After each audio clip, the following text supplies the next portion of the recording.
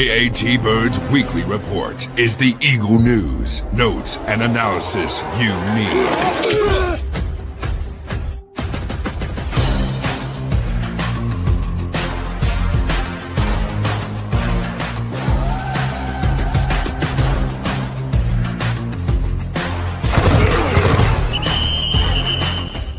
It's all birds, all the time. And welcome to the Eagles recap, AATBirds recap here.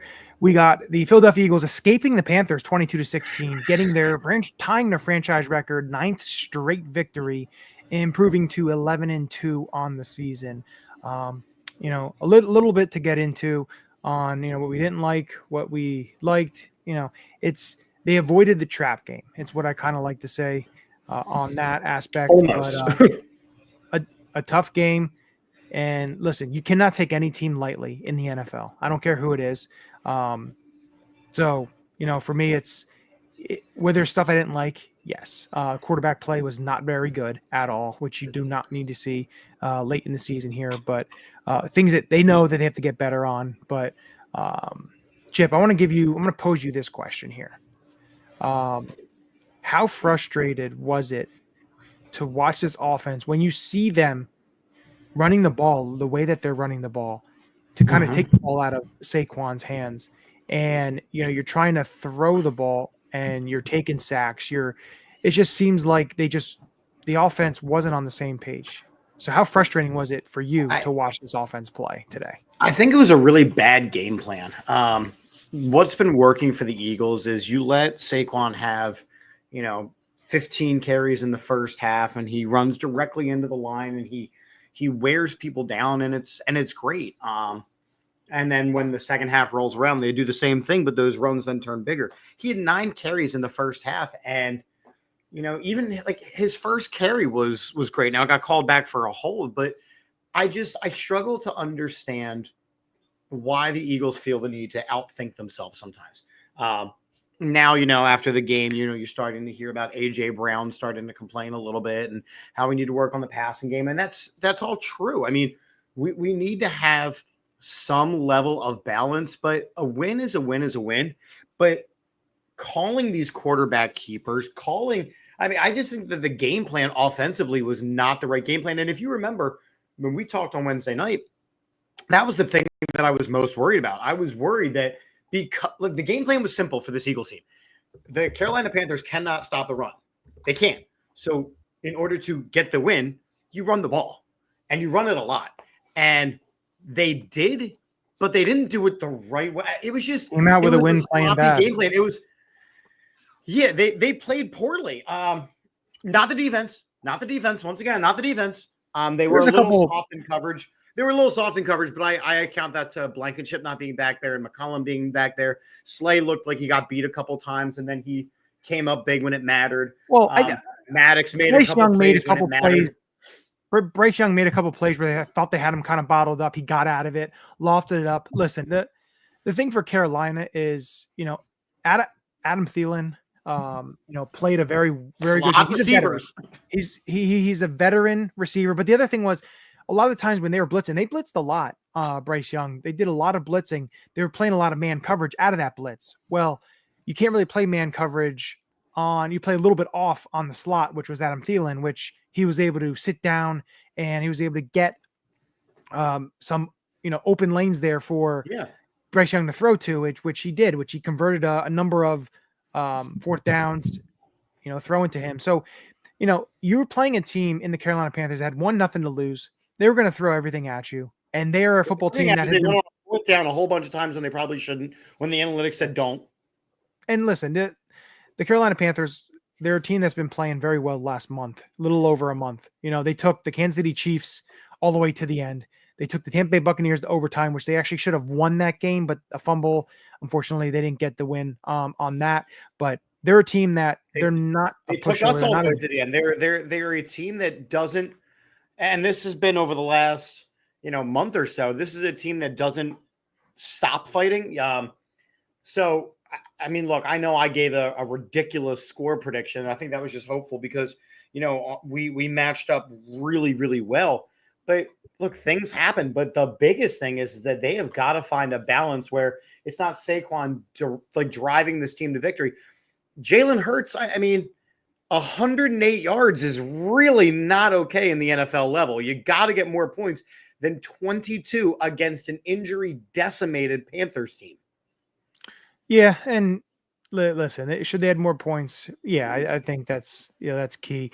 It's to me, it's kind of like when I'm watching Jake Elliott struggle, trying to hit 50-yard field goals. That's kind of concerning because you're going to need him coming into the postseason and into this stretch run.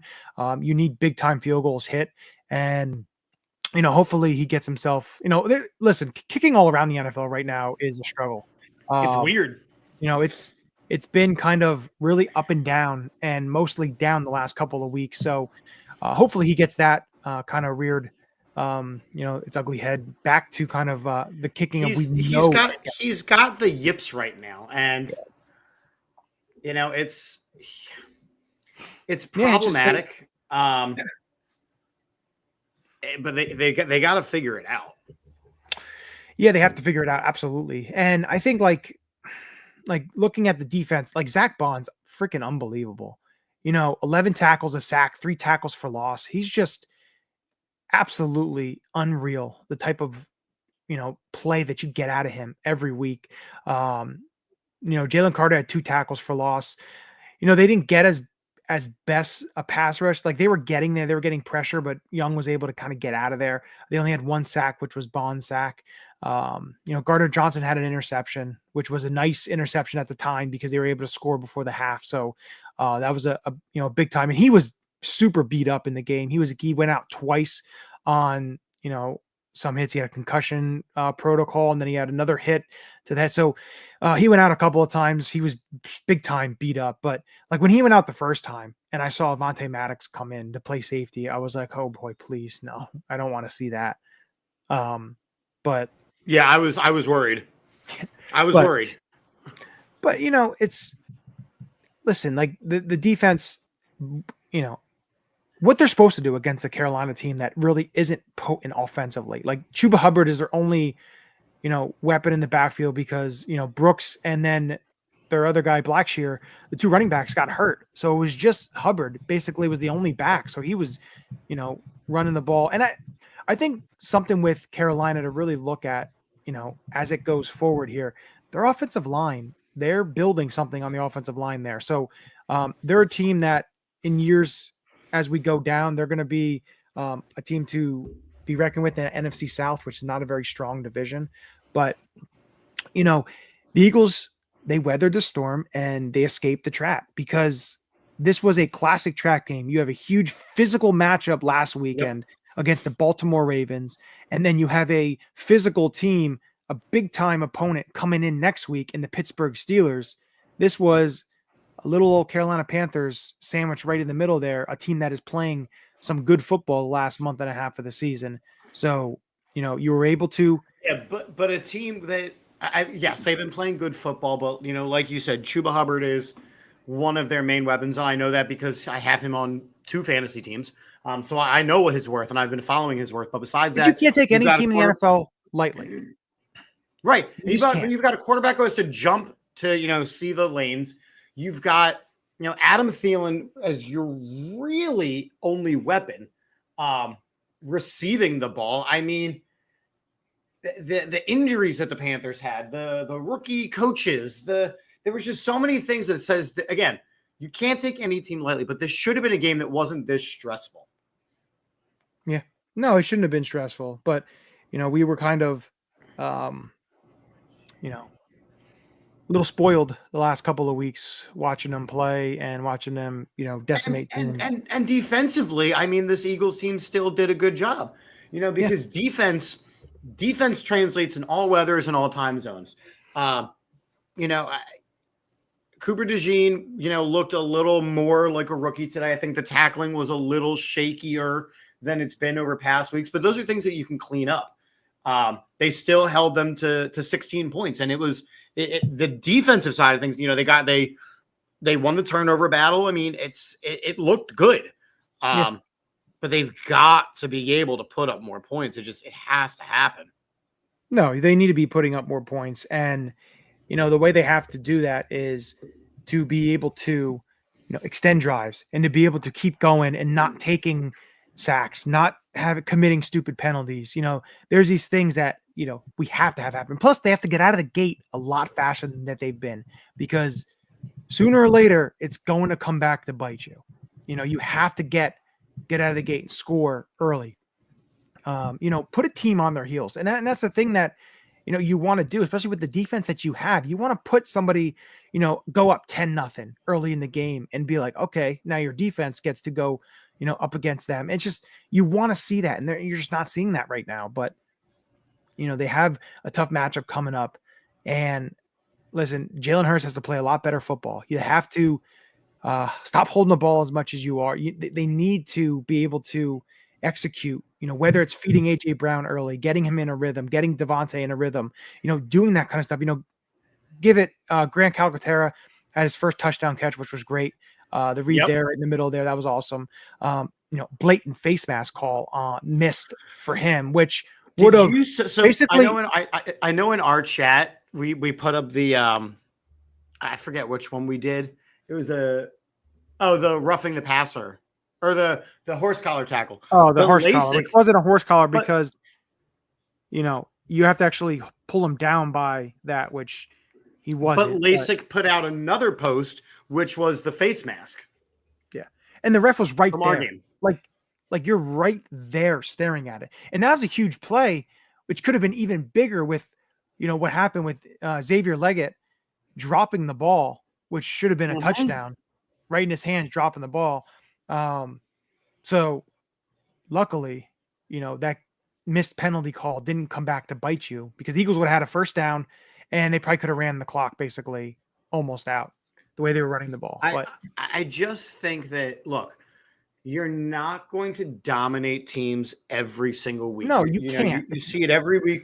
You see it every week with the Kansas City Chiefs where they squeak out wins. You saw it today where the Bills, who were allegedly the best team in football, lost to a Rams team who got hot. And it wasn't because of anything that the Bills necessarily did. Yeah, they were the first team. They were the first team. I saw someone put a stat out there. So the Buffalo Bills lost 44-42. It's the first time a team has scored 6 times and had 0 giveaways and have lost. 245-0. Right. And they lost. So it's not like the Bills did anything wrong. You're not going to win every game by a lot, but you want to look a little more cohesive. And this Philadelphia Eagles team right now, offensively, if it's not Saquon rushing for almost 200 yards, I don't know what our identity is. Because the one play that, Jalen Hurts checked out of something and then he rolled to his right and then he slid down rather than taking the hit. Yeah. I'm like, what was that play call? I get it. Nobody was open, but throw it away. Exactly. Throw it away. It's just certain things like that have to be cleaned up. And listen, we're pretty late in the year, and we're pretty late in the year to be still trying to figure out our offensive identities. I don't think they're figuring out the offensive identity it's the run game. They ran for over 200 yards. It is the run game. That is the identity. But I'm not going to say, oh man, because there's been times in years that they've made big time playoff runs where they struggled late in the year and you were thinking, oh my God, what kind of team are we watching here? They're not going to do anything in the playoffs. So it happens. You have games where you stumble. They played so well, 8 straight wins, a 9th straight win. They don't usually do this. This is the 3rd time in Eagles history to have 9 straight wins. It was 03 this year and 1960. So it's been a very small amount of teams. And listen, I also want to give Saquon Barkley had 20 rushes, 124 yards, and broke LaShawn McCoy's franchise rushing record. He has over 1,600 rushing yards for the season. With multiple games to go, 2,000 is very much doable. And again, I think that if he gets 2,000 yards, he has to be the serious favorite for the NFL MVP. I think he's one of the favorites, but with Josh Allen's performance today, I know they lost. Yeah, Josh Allen's performance today was incredible. 342 yards, 6 touchdowns. That's going to put him at the top right now. It is a quarterback award. We know that. If Saquon breaks the all-time rushing record and maybe potentially if he breaks Chris Johnson's all-purpose record, or total yards record, you may have a shot there. But, we'll see. We'll see where it lands there, and we'll see what, how it happens. But Can I just tell you, Johnny, as a Penn State person, I have the Monday Night Football game on. Tom Bahali looks terrible. Monday night football. Mean Sunday night football. There's Sunday Night Football. Don't hate on Tamba. Come on. He looks awful. He was the drum banger tonight. Go ahead. You had something else you were going to say. Before we head out, I want you to give me your, I guess I should say, your takeaways from the game, but it's going to go like this. Give me what you liked the most and what you hated the most. And it doesn't have to be what you talked about. You can even pick and choose different things. What you saw that was like, oh, okay, that surprised you, and something you saw that kind of disappointed you. I guess that's a better way to put it. One thing that surprised me, I don't want to even necessarily say surprised me, but kind of makes me happy over this next couple of week stretch, is that Grant Calcaterra provides a very good check down resource to Jalen Hurts. And I've been saying this for a couple of weeks where, look, I know we kind of go back and forth with Dallas Goedert.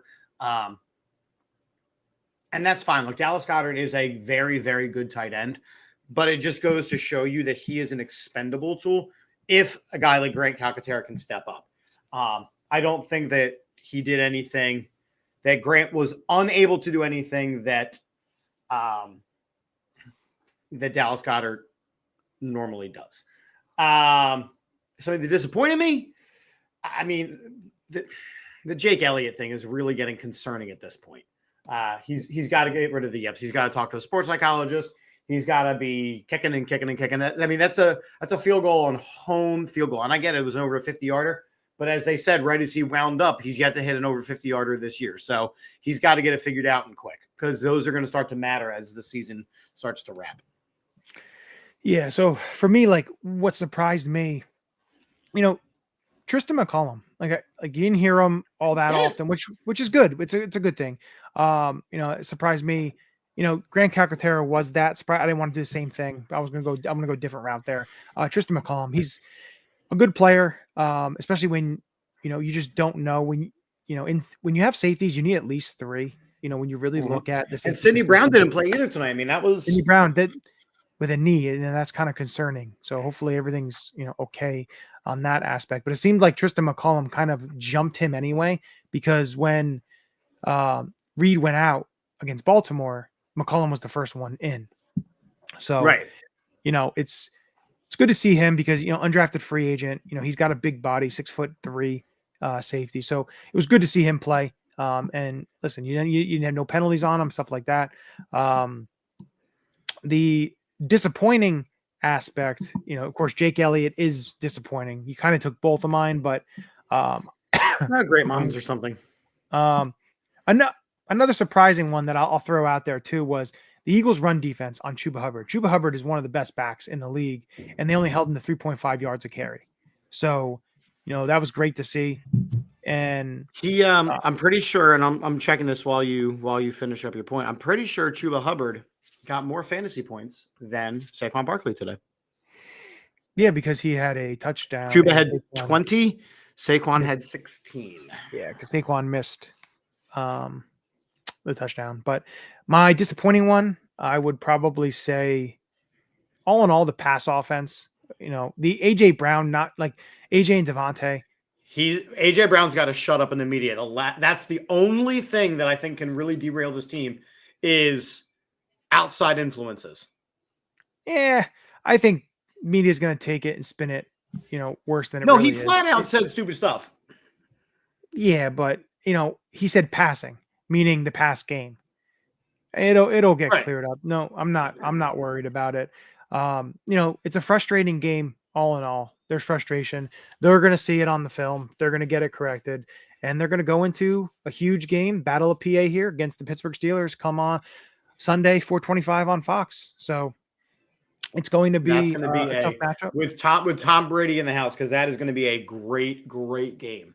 Yeah, with Tom Brady in the house. It's going to be a physical game, a hard-fought game, and that could easily be a Super Bowl preview at this point, because I don't think there's any real runaway in the AFC right now.